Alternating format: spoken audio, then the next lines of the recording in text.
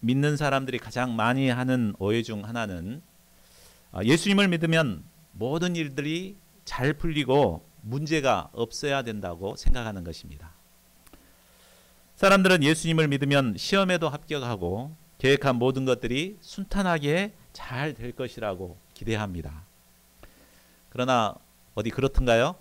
신앙생활을 해보면 어려움이 없기를 바라지만 오히려 교회 다니지 않는 사람들보다도 더 어려움이 우리에게 주어지는 것을 참 경험하게 됩니다. 우리가 성경을 읽어봐도 성경에 등장하는 믿음의 사람들의 공통점이 있는데 그게 무엇입니까? 바로 모두가 고난과 역경을 많이 당했다는 것입니다. 고난 없이 믿음으로 산 사람은 단 한 사람도 없습니다. 자, 그렇다면 왜 하나님께서는 믿는 자들에게 이런 고난과 어려움을 주시는 것일까요? 축복만 해주시면 얼마나 좋겠습니까? 근데 왜 이런 실패와 어려움들을 주시는 것일까요? 그걸 통해서 우리를 믿음의 사람들로 키워가시고 또 이를 통해 진정한 축복을 누리는 자로 삼으시기를 원하시기 때문입니다. 준비되지 않는 자에게 주시는 축복은 복이 아니라 오히려 저주입니다. 그러니까 우리가 믿음의 사람이 되어서 축복을 감당할 만한 사람으로 우리를 키우시고 축복을 누리도록 하시는 것입니다. 오늘 우리는 예수님이 명령하시고 예수님이 항해하시는 항해 가운데에서도 광풍을 만난 제자들을 배우게 됩니다. 이 광풍 훈련을 통해 제자들은 예수님께 깊은 관심을 갖게 되었고 예수님이 어떤 분이신가를 배울 수 있게 되었습니다.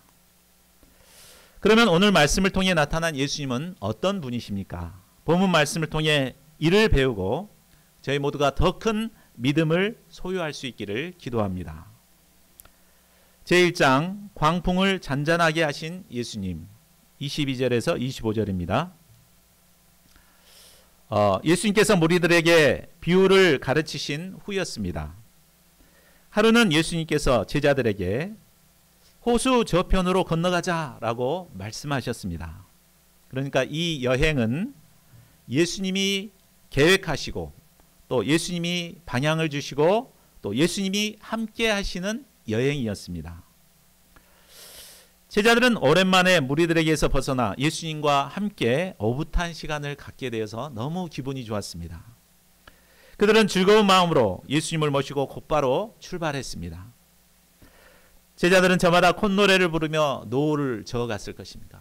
참 대부분 어부 출신들이기 때문에 오랜만에 이제 자기 그 노젓는 자랑을 이렇게 마음껏 뽐냈습니다. 갈릴리 바다는 폭이 약 12km 정도로 아무리 빨리 가도 한 2-3시간은 좋게 걸리는 거리였습니다. 자, 23절을 보십시오. 예수님은 배가 출발하자마자 이내 곧 잠이 드셨습니다. 그만큼 육체적으로 피곤하셨기 때문입니다. 예수님의 하루를 살펴보면 하루 종일 쉴 틈이 없으셨습니다. 새벽 미명에 일어나셔서 기도하시죠. 그리고 몰려오는 양들을 일일이 이렇게 다 섬기셨습니다. 밤늦도록 양들을 섬기시고 또 어떤 때는 밤이 새도록 기도를 하셨습니다. 연약한 육신을 입으신 예수님은 늘 잠이 부족하고 피곤했습니다. 그래서 잠깐 머리 기댈 곳만 있으면 곧바로 잠이 드셨습니다. 자, 그런데 배가 어느 정도 항해를 했을 때 갑자기 광풍이 호수로 내리쳤습니다.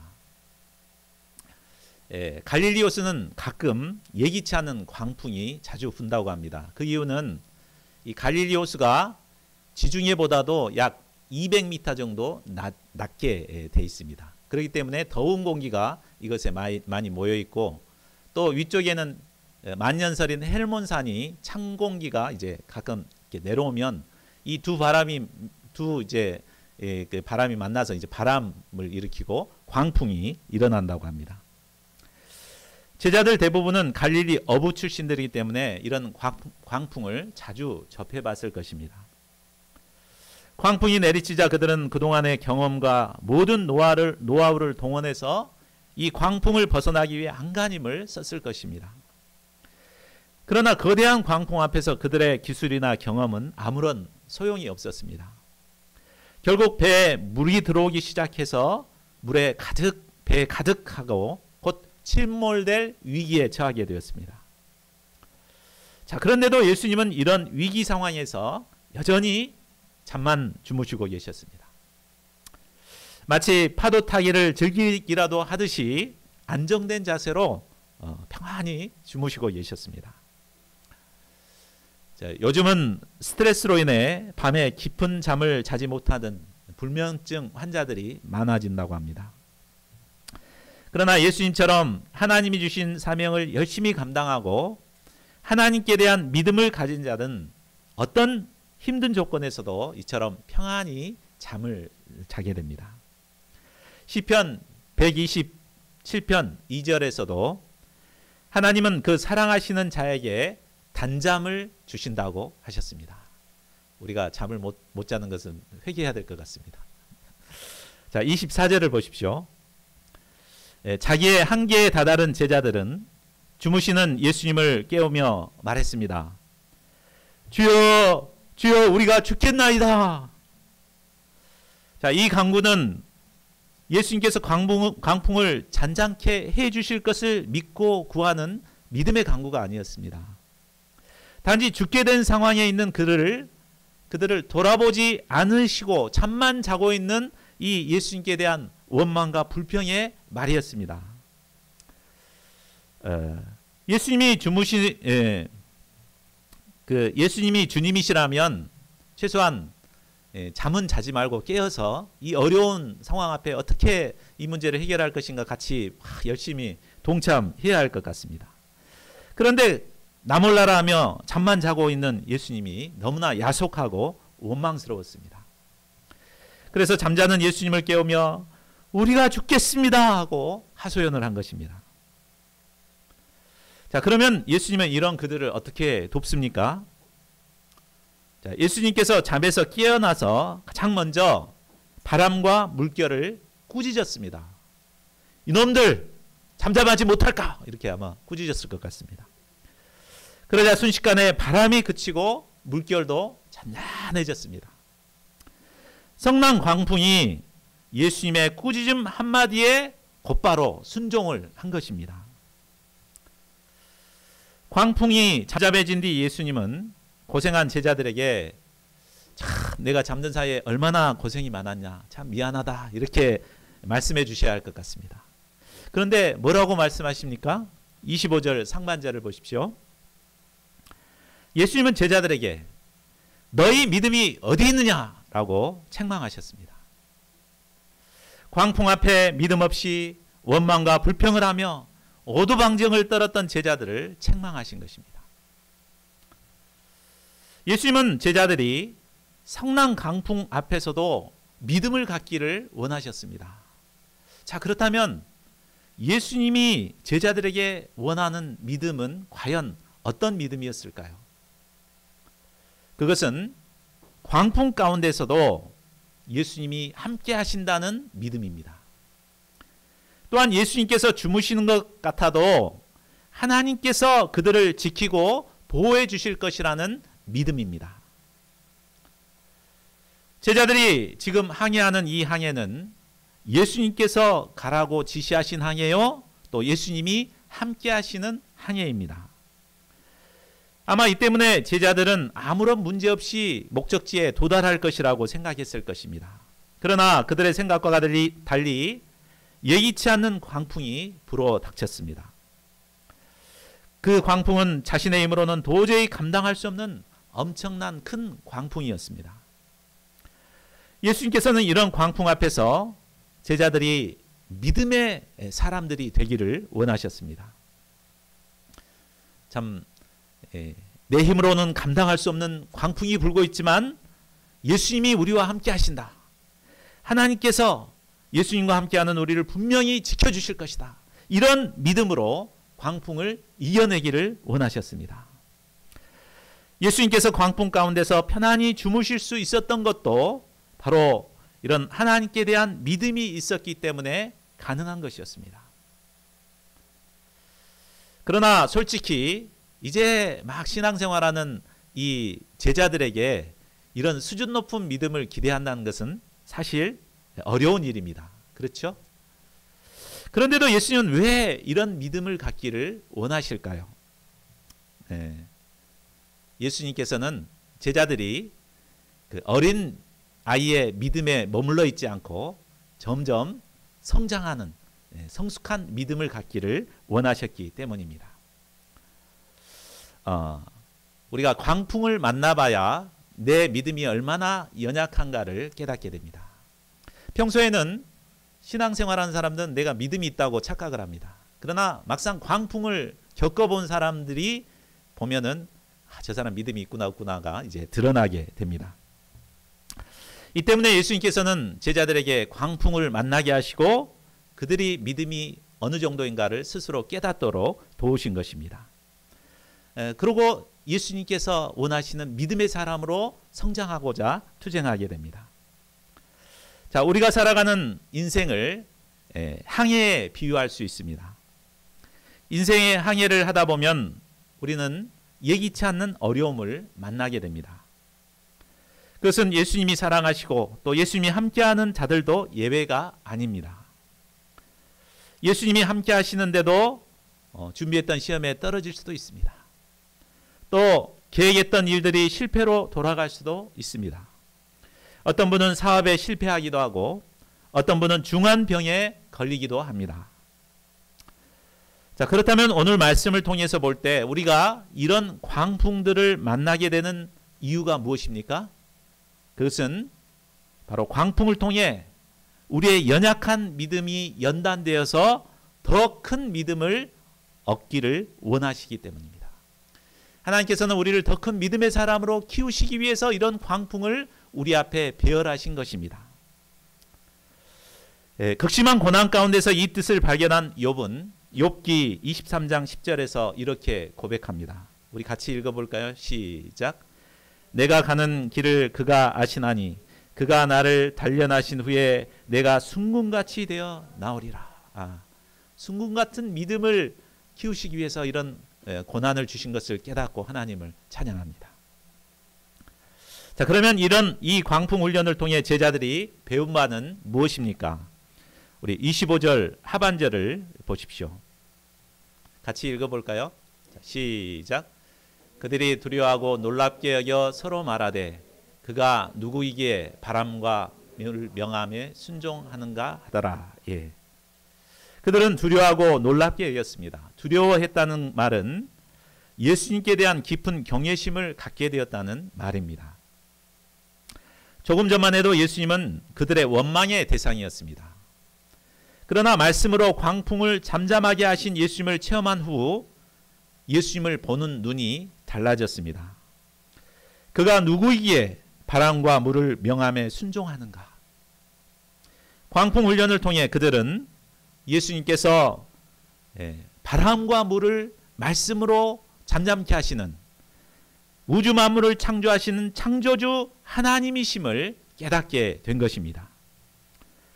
결국 예수님께서는 이 광풍 훈련을 통해 제자들에게 예수님께 대한 더 큰 믿음을 갖도록 도우신 것입니다. 성경을 읽어보면 하나님께서 택하시고 쓰시는 모든 사람들은 누구나 감당하기 힘든 광풍 훈련을 받았던 사람들입니다.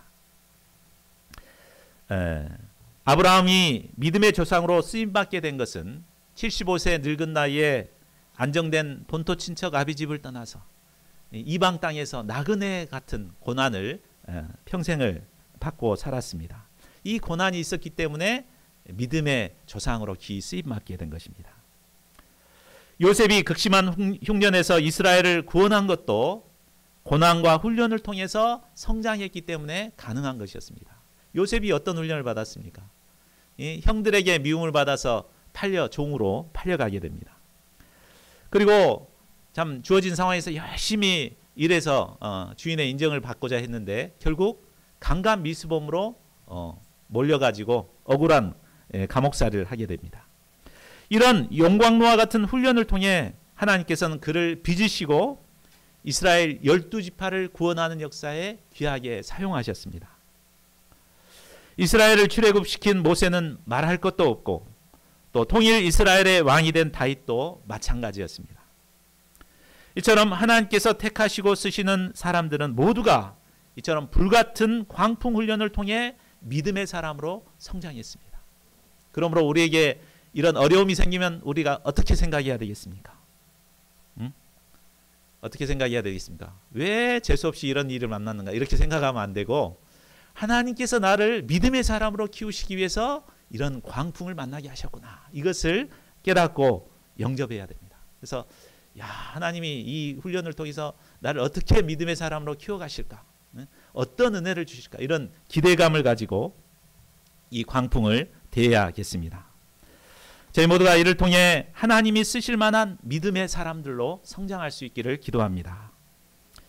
자, 제2장 군대 귀신을 쫓아내신 예수님 26절에서 39절입니다. 예수님의 일행은 광풍을 헤치고 마침내 바다 건너편 거라사인의 땅에 이르게 되었습니다. 거라사는 로마가 건설한 데카폴리스 중에 한 도시였습니다. 그래서 당시에 최고의 문화 문명이 발달한 도시였습니다. 이곳에 로마 14군단이 주둔해 있었고 이방 문화인 음란과 우상 숭배가 만연한 곳이기도 했습니다. 자, 27절을 보십시오. 이런 도시와는 어울리지 않는 더러운 귀신 들린 자 하나가 예수님을 만났습니다.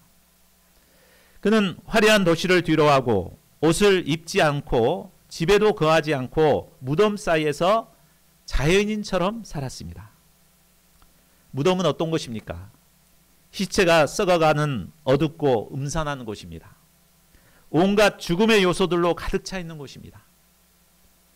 그런데 그는 왜 도시를 떠나 이런 무덤 사이에 살고 있는 것일까요? 아마 그는 그를 속박하려는 사회로부터 벗어나 참 자유를 누리고 싶어서 이곳에 왔을 것입니다. 무덤은 사람들이 찾지 않는 곳입니다. 그렇기 때문에 자신을 간섭할 사람이 없습니다. 그가 발가벗고 고래고래 소리를 질러도 누가 뭐라 할 사람이 아무도 없었습니다. 오늘날도 많은 젊은이들이 부모의 간섭이나 속박으로부터 벗어나 자유롭게 살기를 원합니다. 간섭받기가 싫기 때문에 어른들이 뭔가 이렇게 가르치려고 하면 꼰대다고 막 하면서 멀리합니다. 특히 죄에 대해서 가르치는 교회를 끔찍이 싫어합니다. 교회 가자 그러면은 가지 않고자 합니다. 반면에 자기 마음대로 살 수 있는 무덤을 찾아서 막 뛰어다닙니다. PC방, 노래방 막 이런데 막 방을 찾아서 다닙니다. 그런데 우리가 분명히 알아야 할 것은 이제 사회나 부모 어른들의 가르침을 막 이렇게 싫어하고 자유롭게 살고자 하고 무덤을 찾고 이런 것은 우리의 내면에 우리가 모르지만 이런 악한 영들이 역사하고 있기 때문임을 우리가 알아야 합니다. 귀신 들린 거라사인은 자신을 얽매는 가정과 사회를 떠나 무덤에 거하기만 하면 아주 자유롭고 행복할 것이라고 기대했습니다. 그러나 외부 속박에서는 벗어날 수 있을지 모르지만 그를 사로잡고 있는 이 악한 귀신의 세력으로부터는 벗어날 수가 없었습니다. 그래서 마가복음 5장 5절에 보면 그는 밤낮 무덤 사이에서나 산에서 늘 소리를 지르며 돌로 자기 몸을 해치고 있었습니다. 넘겨줘 보실래요? 그 그림이 올려놨는데 막 이렇게 몸을 막 찢고 이렇게 해치고 있었습니다. 귀신은 하나님의 말씀을 듣는 것을 싫어하고 무덤을 찾아 자기 마음대로 살고자 합니다. 우리는 그러나 그 결말이 이 모습입니다. 고통스럽습니다. 발악을 하게 됩니다. 그러므로 우리는 이런 귀신의 유혹에 절대 넘어가서는 안 됩니다. 자, 그러면 예수님께서는 귀신에 사로잡힌 그를 어떻게 도와주십니까? 자, 우리는 여기서 어떻게 귀신의 세력에 사로잡혀 있는 자들을 예수님께서 도와주시는가 이것을 배우면서 이 시대에 귀신에 사로잡힌 자들을 어떻게 도와야 할 것인가를 배울 수 있습니다. 자, 첫째로 예수님은 귀신에게 나오라고 명하셨습니다. 자, 예수님은 무덤 사이에 있는 그를 보자마자 그 안에 더러운 귀신이 그를 사로잡고 있는 것을 아셨습니다. 귀신 때문에 가정과 사회를 떠나 무덤 속에서 방황하고 있음을 아셨습니다. 그래서 29절을 보면 먼저 그를 보자마자 귀신에게 명하십니다. 그 사람에게서 나오라 이렇게 명령하십니다. 사람들은 귀신 들린 자가 발작하는 문제를 귀신 들린 사람 그 사람의 문제로 보았습니다. 발작하는 그의 문제를 해결하기 위해 그를 붙잡아 쇠사슬과 고랑으로 메어 지키면 된다고 생각했습니다. 그러나 귀신들은 더욱 발작하여 그를 사로잡고 있는 쇠사슬과 고랑을 끊어버리고 그를 광야로 내몰았습니다. 결국 이런 방법으로는 문제를 해결할 수 없음을 보여줍니다. 영적인 싸움을 싸우는 우리는 예수님처럼 귀신의 세력을 분별하고 그 귀신과 싸워야 합니다. 그 사람이 발작을 한다고 해서 그 사람의 문제로 생각하면 안 됩니다. 우리가 우리 양들 보면 귀신에 사로잡혀갖고 막 발작하는 양들이 많습니다. 그 사람이라고 생각하면 얼마나 밉습니까? 저런 나쁜 놈, 꼴도 보기 싫다. 이렇게 이제 생각하게 되지 않겠어요? 그러나 그 이면에 귀신이 역사하고 있는 것을 우리가 알아야 합니다. 그리고 그 귀신과 싸워야 합니다. 지피지기면 백전백승이라는 말이 있습니다. 이처럼 적의 실체를 잘 알고 싸울 때 우리는 영적인 싸움에서 승리할 수 있습니다. 예수님께서 귀신 들린 자에게 그 사람에게서 나오라 말씀하시자 상반된 두 반응을 나타냅니다. 28절을 보십시오. 귀신 들린 자는 예수님을 보고 부르짖으며 엎드려 큰 소리로 부릅니다. 지극히 높으신 하나님의 아들 예수여. 그는 예수님이 지극히 높으신 하나님의 아들이심을 알고 그 앞에 엎드렸습니다. 그러나 예수님과 관계성 맺기를 꺼려하고 있습니다. 당신과 나와 무슨 상관이 있나이까? 당신께 구하노니 나를 괴롭게 하지 마옵소서. 그는 예수님이 하나님의 아들이라는 사실을 잘 알면서도 관계성 맺기를 거부하고 있습니다. 우리가 양들을 돕다 보면 간혹 양들이 이처럼 상반된 반응을 보일 때가 있습니다. 자신이 예수님의 구원이 필요하다는 것을 잘 알면서도 예배에 나오거나 말씀 공부에 나오는 것을 무척 부담스러워합니다. 이 때문에 어떤 사람은 목자님 전화해도 전화를 일부러 받지 않습니다. 문자도 씹어버립니다. 이 때문에 참 우리는 이렇게 나를 이렇게 싫어하나 보다 이렇게 생각하면 안 됩니다. 그 내면에 귀신이 역사하기 때문에 그런 것임을 간파해야 합니다. 그의 내면에 참 귀신이 거부하고 있다는 것을 알고 우리는 이제 그 귀신과 싸워야 되는데 어떻게 싸워야 합니까? 바로 예수님의 말씀으로 대적해서 싸워야 합니다. 나사렛 예수 그리스도의 이름으로 명하노니 더러운 귀신아 그 사람에게서 나오라 이렇게 이제 그 사람에게 하는 것이 아니라 그 귀신의 세력을 보고 싸워야 합니다. 예수님의 말씀이 그에게 임하게 될 때 귀신의 세력은 꼼짝하지 못합니다.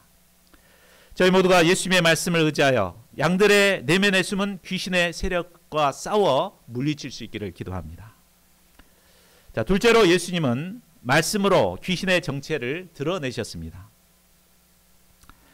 예수님은 그가 괴로워한다고 물러나지 않으시고 오히려 더 적극적으로 도전하십니다. 내 이름이 무엇이냐? 예수님과 관계성 맺기를 거부하는 그 귀신의 실체가 무엇인가를 물으신 것입니다. 예수님이 몰라서 물어봤겠습니까? 예수님 다 아시죠. 그러나 그 내면에 역사하시는 귀신의 정체를 분명하게 드러내심으로 문제를 해결하기 위해 이름을 물어보신 것입니다.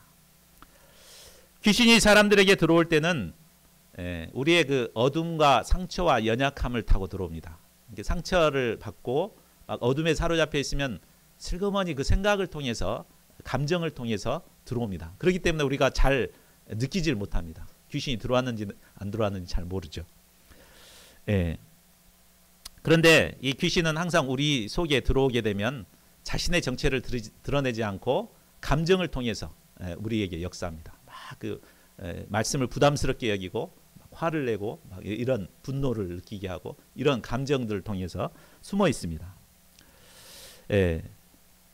그러다가 이 본문에서처럼 예수님의 말씀이 선포될 때 이제 그 막 거부를 하다가 그의 정체가 이제 드러나게 되면 그때는 꼼짝없이 나가게 되는 것입니다. 그 이름이라는 것은 그것의 존재를 나타냅니다. 예수님이 귀신의 이름을 묻는 것은 귀신의 존재를 드러내서 쫓아내시기 위함입니다. 이를 위해서 예수님은 내 이름이 무엇이냐고 물으신 것입니다. 이는 마치 하나님께서 범죄한 아담에게 찾아와 아담아 내가 어디 있느냐라고 물으시는 것과도 같습니다. 예수님은 파멸해 가는 한 영혼을 불쌍히 여기시고 어찌하든지 그를 귀신의 세력으로부터 구원해내고자 물으셨습니다. 자, 그러자 그는 뭐라고 대답합니까? 군대라. 자, 여기서 군대는 레기온이라고 하는데 레기온은 로마 일개 군단을 말합니다. 일개 군단은 3,000명에서 6,000명으로 구성되어 있습니다. 그러니까 이 사람 안에 귀신이 최소한 몇 마리가 있단 말이야. 3,000마리 이상이 귀신이 들어있다는 것입니다. 그러니까 귀신은 영물이기 때문에 뭐 여러 마리가 들어올 수 있습니다.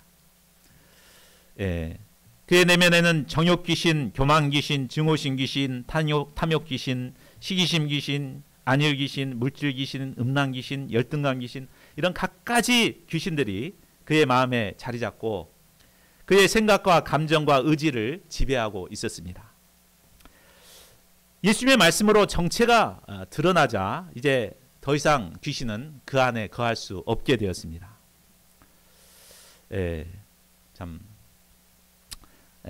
우리는 모두 연약합니다. 우리가 영적인 귀신과 싸운다는 것은 우리는 연약해서 할 수 없는 일입니다. 그러나 예수님의 말씀은 이처럼 능력이 있습니다. 이 귀신의 정체를 드러내는 이런 능력이 있습니다. 히브리서 4장 12절은 하나님의 말씀의 권능이 얼마나 큰가를 말해줍니다. 우리 같이 한번 읽어볼까요? 자, 시작.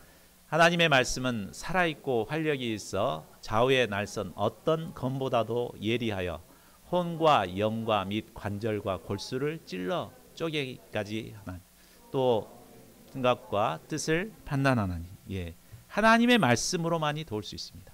하나님의 말씀이 선포될 때 내 안에 있는 귀신의 정체가 드러나고 귀신이 쫓겨나가게 되는 것입니다. 저희 모두가 하나님의 말씀을 의지하여 귀신 들려 고통당하는 모든 자들을 돕는 저희들이 될 수 있기를 기도합니다. 셋째로 예수님은 큰 희생을 치르고 귀신을 쫓아내셨습니다. 자, 정체가 드러난 귀신들은 이제 귀신을 가두는 무저갱으로 들어갈 수밖에 없게 되었습니다. 그런데 귀신은 예수님께 무저갱으로 들어가게 하지 말아달라고 간구합니다. 대신에 돼지떼에게 들어가게 허락해달라고 합니다. 마가복음에도 똑같은 내용이 기록되어 있는데 이곳에 보면 2,000마리의 돼지떼에게 들어가게 해달라고 합니다. 우리가 말씀 공부하면서 소매가로 돼지 한 마리가 얼마인가를 조사를 해봤습니다. 그랬더니 한 100만 원 정도 되더라고요. 100만 원으로 치면 2,000마리면 얼마가 되죠? 20억이나 됩니다. 그러니까 이 한 사람의 귀신 들린 자를 구원하기 위해서 20억을 희생한 것입니다. 귀신이 들어오기는 쉽습니다. 아까 얘기했죠. 감정을 통해서 들어오기 때문에 쉽게 들어옵니다. 그런데 귀신이 나가려면 이처럼 많은 희생이 요구됩니다. 그런데도 예수님은 기꺼이 그 많은 희생을 허락하신 것입니다. 33절을 보십시오. 그러자 귀신들은 그 사람에게서 나와 돼지에게로 들어갔습니다. 귀신들이 돼지에게로 들어가자 2,000마리나 되는 돼지떼는 일제히 빌타를 달아서 호숫가에 들어가 몰사했습니다. 예수님은 귀신 들린 한 영혼을 구원하기 위해 이런 엄청난 희생을 감수하셨습니다. 자, 이 예수님께서는 귀신에 사로잡혀 있는 우리를 구원하시기 위해 자신의 고귀한 몸을 희생하셨습니다. 예수님의 십자가의 희생을 영접할 때 우리는 우리를 사로잡고 있는 어떤 악한 귀신의 세력도 벗어나서 참 자유와 구원의 은혜를 누릴 수 있습니다. 어떤 악한 귀신에 사로잡혀 있는 자라 할지라도 예수님의 십자가의 고귀한 그 은혜를 영접하기만 하면 귀신은 떠납니다. 그리고 참된 자유함을 누리게 되는 것입니다. 예수님의 십자가의 은혜를 덧입어 귀신의 세력에서 벗어나는 저희 모두가 되기를 기도합니다. 자, 34절을 보십시오. 돼지를 치던 자들은 소스라치게 놀라서 도망하여 성내와 마을에 알렸습니다. 사람들은 과연 사실인지를 보러 왔습니다. 그런데 그 귀신 들렸던 자가 정신이 온전하여 얌전하게 앉아있는 것을 보고 두려워했습니다. 자신들은 별의별 방법을 다해도 귀신 들린 자를 도울 수가 없었는데 예수님께서 단번에 귀신 들린 자를 온전케 해주시니 놀랄 수밖에 없었습니다. 이제 그들은 당연히 영적인 권세를 가지신 예수님을 구주로 영접해야 했습니다. 그러나 27절을 보십시오. 그들은 예수님을 두려워하여 제발 그곳에서 떠나가기를 구했습니다. 예수님께서 계속 그 지방에 머물렀다가는 자신들에게 막대한 손해를 끼칠 것 같았기 때문입니다. 귀신 들린 사람 한 사람 고치는데 20억이 들었는데 몇 명이 이렇게 또 희생당할지 모르잖아요. 몇 마리가 희생당할지 모르기 때문에 이제 됐다고 가시라고 막 이렇게 하신 것입니다. 자, 38, 39절을 보십시오. 예수님이 배에 올라 돌아가시려고 하자 귀신 들렸던 사람이 함께 있기를 구했습니다. 그러나 예수님은 허락하지 않으시고 그를 내보내시며 말씀하십니다. 집으로 돌아가 하나님이 내게 어떻게 큰 일을 행하셨는지를 말하라. 예수님은 그에게 가장 가까운 가족에게 복음을 전하는 사명을 주셨습니다. 구원받은 자들이 힘써 감당해야 할 사명은 가장 가까운 사람들에게 가서 주님께서 나를 얼마나 불쌍히 여기시고 큰 일을 행하셨는가를 증거하는 것입니다. 우리가 예수님을 영접하고 가족들, 친구들에게 먼저 예수님의 크신 은혜를 전해야 되겠습니다. 그는 가서 예수께서 자기에게 어떻게 큰 일을 행하셨는지를 온 성내에 전파했습니다. 그를 통해 이방 땅 헬라 지방에 하나님의 말씀이 선포되고 하나님 나라가 이루어지는 놀라운 역사가 이루어졌습니다. 예수님께서는 이방인 구원 역사를 위해서 그를 한 알의 밀알로 심어 놓으셨습니다. 자, 말씀을 맺겠습니다. 우리는 이상 두 사건을 통해 제자들의 마음에 예수님께 대한 깊은 관심을 갖게 되었음을 배웠습니다. 그들은 이 사건을 통해 예수님이 어떤 분이신가를 깨닫게 되었습니다. 첫째로 그들은 예수님이 예기치 않게 일어나는 성난 광풍과 물결을 꾸짖으셔서 잠잠케 하시는 창조주 하나님이 되심을 깨닫게 되었습니다. 둘째로 예수님은 3,000마리가 넘는 군대 귀신을 말씀으로 내쫓으시고 내쫓으시는 영적 권세를 가지신 분이심을 깨닫게 되었습니다. 예수님은 말씀 한마디로 귀신을 쫓아내고 광풍을 잠잠케 하시는 하나님이십니다. 이 예수님께서 우리와 함께 하십니다. 때문에 우리는 어떤 광풍이나 악한 귀신의 세력 앞에도 두려워하지 않고 담대히 이겨낼 수 있습니다. 마태복음 28장 20절은 우리에게 이렇게 약속합니다. 우리 이 말씀도 같이 읽어볼까요? 시작. 볼지어다 내가 세상 끝날까지 너희와 항상 함께 있으리라.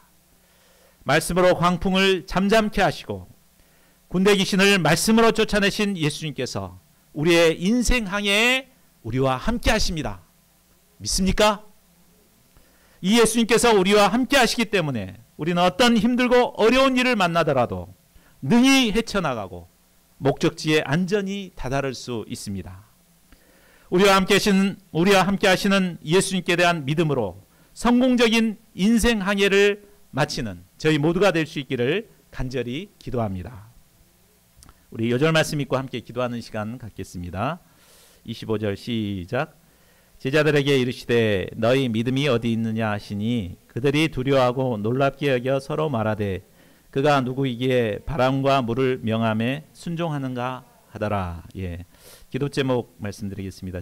먼저 우리를 믿음의 사람으로 키우시기 위해 광풍 훈련을 주신 하나님께 먼저 감사해야 되겠습니다.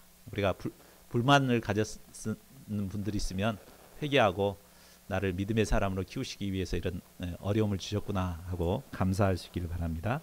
그리고 모두가 광풍 훈련을 통해서 우리가 믿음의 사람으로 빚어지고자 기도했으면 좋겠습니다.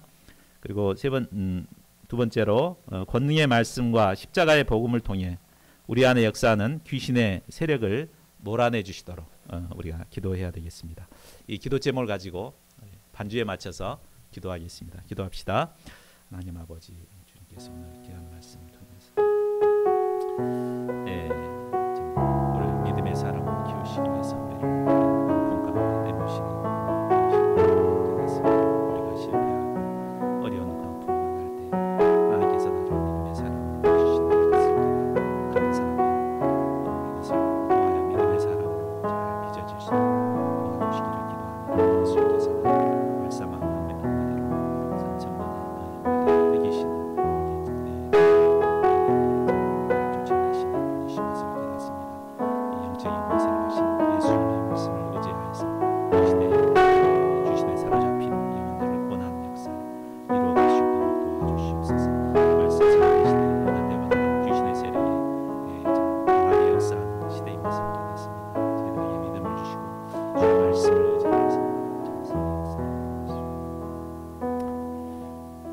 고마우신 하나님, 말씀을 통해서 예수님께서는 말씀 한마디로 바람과 물결을 잠잠하게 하시는 창조주 하나님이신 것을 알게 하심을 감사합니다. 또한 참 3,000마리의 떼기신을 말씀 한마디로 쫓아주시는 예수님이신 것을 깨닫습니다. 저희가 이 예수님의 말씀을 의지하고 또 예수님과 함께할 때 참 어떤 힘든 상황도 이겨내고 승리할 수 있음을 깨닫습니다. 저희들에게 이 믿음을 주시고 참 인생 항해에 어떤 어려움들을 만나더라도 능히 이겨내는 자들이 되게 도우시기를 기도합니다. 받은 은혜에 감사함으로 준비한 예물 주님께 드립니다. 참 주님께서 참 저희들을 축복하시고 풍성한 은혜 가운데 인도하여 주시옵소서. 감사하고 모든 말씀 주 예수 그리스도의 이름으로 기도하였습니다. 제가 잠시 작가겠습니다. 찬송하고 헌금하는 시간 갖겠습니다.